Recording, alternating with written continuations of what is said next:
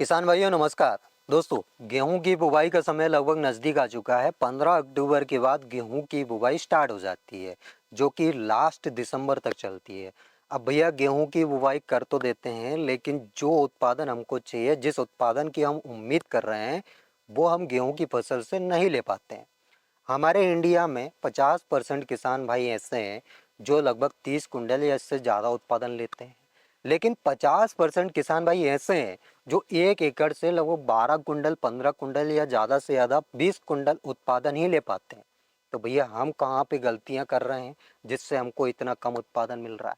या फिर जो किसान भाई ज़्यादा उत्पादन ले रहा है वो अपने खेत में ऐसा कौन सा खाद डाल रहा है, या फिर कोई अलग चीज़ डाल रहा है जिससे उसको इतना ज़बरदस्त उत्पादन मिल रहा है?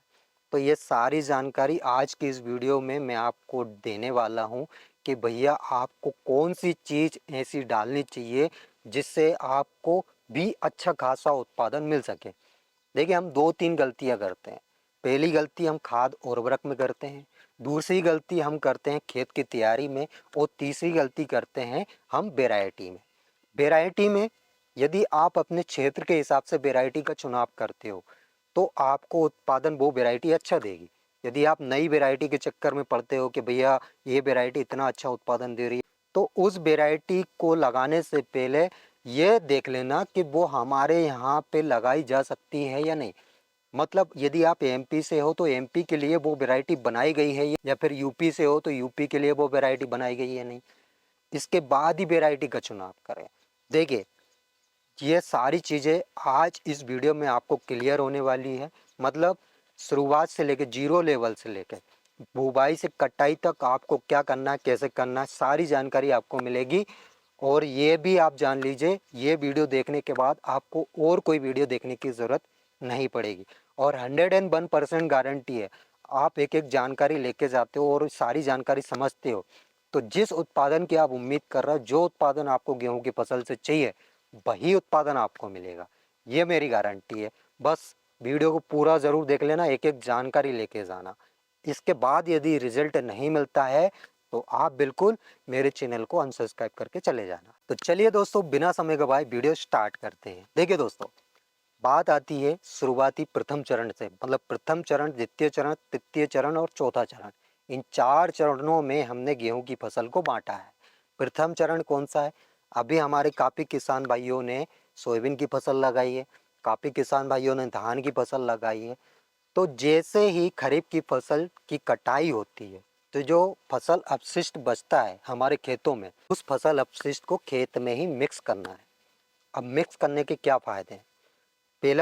पहला पॉइंट तो ये है कि भैया काफ़ी किसान भाइयों के माइंड में चल रहा होगा कि सर वो फसल अपशिष्ट इतनी जल्दी सड़ता नहीं है या फिर गलता नहीं है, जिससे हम फसल की बुवाई करने में लेट हो जाते हैं।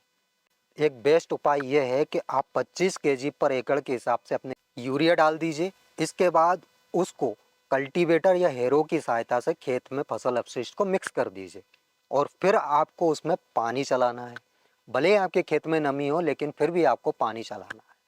7-8 दिन के लिए अपने खेत को छोड़ दीजिए ताकि वो अच्छे से सड़ सके। और इससे जल्दी आपको सड़ाना है तो उसमें आप गोबर की खाद डाल दीजिए, या फिर बेस्ट डिकम्पोज़र डाल दीजिए, पीजामृत डाल दीजिए, घन जीवामृत डाल दीजिए, कुछ भी आप डाल सकते हो। ये मतलब जल्दी सड़ाने वाले उपाय मैं आपको बता रहा हूँ। 7-8 दिन में आपका जो भी फसल अपशिष्ट है वो सड़ जाएगा।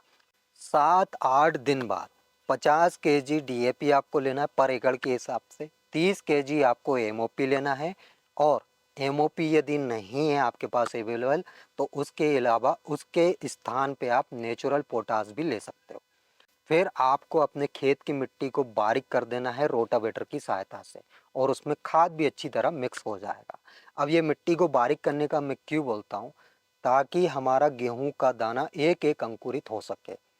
काफ़ी बार आपने देखा होगा, काफ़ी बड़े बड़े ढिंगले रह जाते हैं। अगर उसके नीचे गेहूं का दाना जाता है बुवाई करते समय, तो वो बहुत बाद में अंकुरित होता है, या कई बार तो होता भी नहीं है, वहीं सड़ के रह जाता है, गल जाता है, कुछ भी हो जाता है। इसलिए मिट्टी को बारीक जरूर कर लें तो ये हो गई भैया खेत की तैयारी। देखिए, एक चीज़ समझना, खेत की तैयारी आप सही करते हो तो वहाँ पे फसल का जमाव सही होगा, और फसल का यदि जमाव सही होता है तो आपको बाद में कम मेहनत करने की ज़रूरत पड़ेगी। और फसल जमाव यदि सही नहीं होता है, पहले से ही हमारी फसल रोगग्रस्त हो जाती है, तो हो सकता है आपकी फसल बाद में रिकवरी ना कर पाए, या करे तो काफ़ी लेट करे। फसल की ग्रोथ भी अच्छी होगी यदि फसल जमाव सही है तो, और वहाँ पे कल्लों का फुटाव भी सही होगा, इसके अलावा उत्पादन भी सही होगा।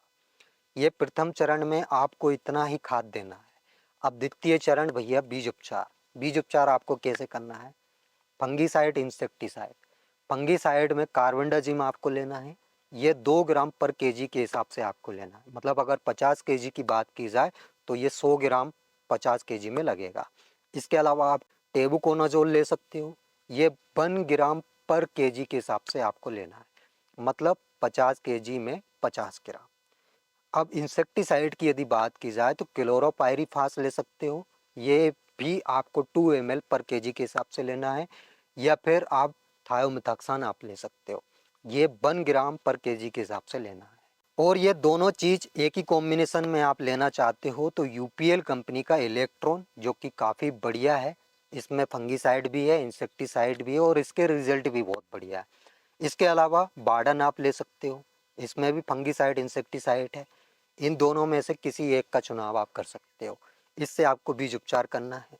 अब दूसरी चीज़ आती है भाई बुवाई का सही समय। देखिए, आपको ज़्यादा जल्दबाजी नहीं करना है। मतलब काफ़ी किसान भाई अक्टूबर 15 अक्टूबर से पहले बुवाई कर देते हैं, उस वजह से हमारी फसल का जमाव सही नहीं होता है। 15 अक्टूबर से 15 नवंबर, और स्पेशली अगर समझा जाए तो 25 अक्टूबर से 15 नवंबर, ये गेहूं की बुवाई का सबसे बेस्ट समय होता है। इसी समय आपको गेहूं की बुवाई करना है। अब बुवाई में आपको बीज दर कितनी रखनी है? 50 से 55 केजी। यदि बहुत अच्छा बीज आपके पास है, मतलब एफ1 सीड है या फिर ब्रीडर है, तो आपको बीज दर कम ही रखना है। और अगर आपको थोड़ा डाउट लग रहा है, देखिए 90% अंकुरित होता है, कोई सा भी आप बीज ले लीजिए 90% ही अंकुरित होगा, 90 से कम ही होगा, 90 से ज़्यादा कोई सा भी बीज अंकुरित नहीं होता। 10% अंकुरण उसका रह जाता है, और उसका कारण कुछ भी हो सकता है, या तो कोई सा दाना सड़ जाए या कोई सा दाना बेकार हो जाए, 10% रहेगा ही रहेगा। इसलिए आपको बीज दर उसी हिसाब से रखना है। 100% किसी भी फसल में अंकुरण नहीं होता, ये गेहूं की बात नहीं, कोई सी भी फसल में नहीं होता है ना। अगर आप समय पे बुवाई कर रहे हो तो उसमें आपको बीज दर इतनी ही रखनी है, 50-55 या ज़्यादा से ज़्यादा 60 केजी पर एकड़ के हिसाब से। अगर लेट आप बुवाई कर रहे हो तो उसमें 10 केजी बीज दर बढ़ा के रखना है। मतलब जहाँ पे 60 मैंने बताया समय पे, तो आपको 10 केजी बढ़ा के रखना है 70 केजी। बुवाई आपको सीड ड्रिल से ही करना है। कई बार क्या होता है, हमारे किसान भाई छिड़काव विधि से बुवाई करते हैं। छिड़काव विधि से आपको बुवाई नहीं करना है, सीड ड्रिल से आपको बुवाई करना है। अब काफ़ी किसान भाई जिंक, मैग्नीशियम और बोरॉन, इसमें कंफ्यूज रहते हैं कि भैया ये हमको कब देना चाहिए। देखिए, आपकी खेत की मिट्टी में इन सब की बहुत ज़्यादा कमी है, तो आप खेत की तैयारी के समय ये सारी चीज़ दे सकते हो। और इन सब की कमी नहीं है तो आप पहले पानी में भी स्प्रे द्वारा आप दे सकते हो।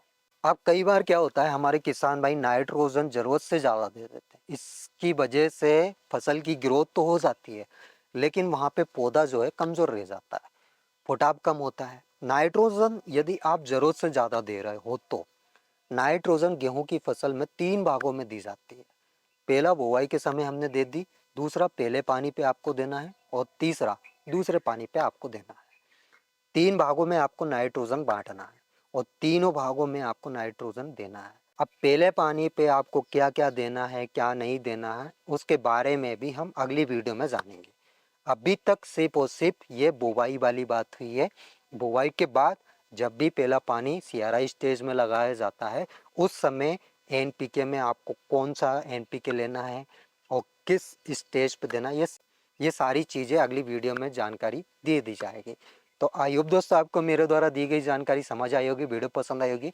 वीडियो अगर अच्छी लगी हो तो एक लाइक जरूर कर देना, और जो किसान भाई चैनल पे पहली बार आए हैं, अभी तक चैनल को यदि सब्सक्राइब नहीं किया है, तो सबसे पहला काम चैनल को सब्सक्राइब कर लीजिए। साइड में जो बेल आइकन है उसको दबा लें, ताकि गेहूं से रिलेटेड जानकारी आपको समय समय पे और तुरंत मिल सके। तो आज के लिए इतना ही काफ़ी है, मिलते हैं नेक्स्ट वीडियो में नेक्स्ट टॉपिक के साथ। तब तक के लिए tata, bye bye, take care, अपना ख्याल रखिएगा। जय राम जी की।